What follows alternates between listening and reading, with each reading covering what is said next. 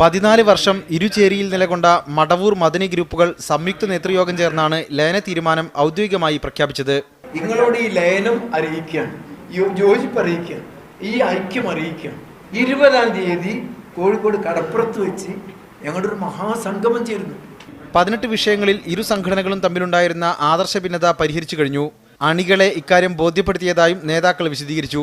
2 സംഘടനയും നേരിട്ട് തന്നെ ആ പ്രശ്നങ്ങളെ പഠിച്ച് മനസ്സിലാക്കി തിരുത്തി സുനിശ്ചിതമായ തീരുമാനമെടുത്ത്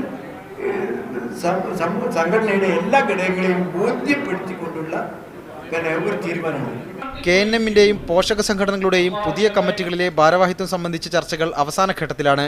20-ന് ചേരുന്ന മുജാഹിദ് സമ്മേളനത്തിന് ശേഷമേ ഇക്കാര്യത്തിൽ അന്തിമ തീരുമാനമെടുക്കൂ. കേരളത്തിന്റെ നവോത്ഥാന ചരിത്രത്തിൽ നിർണായക സംഭാവനകൾ നൽകിയ മുജാഹിദുകളിലെ ഭിന്നത അവസാനിപ്പിക്കാൻ വർഷങ്ങളായി നടക്കുന്ന ശ്രമങ്ങളാണ് ഇപ്പോൾ യാഥാർത്ഥ്യമായത്. മീഡിയ 1 കോഴിക്കോട്.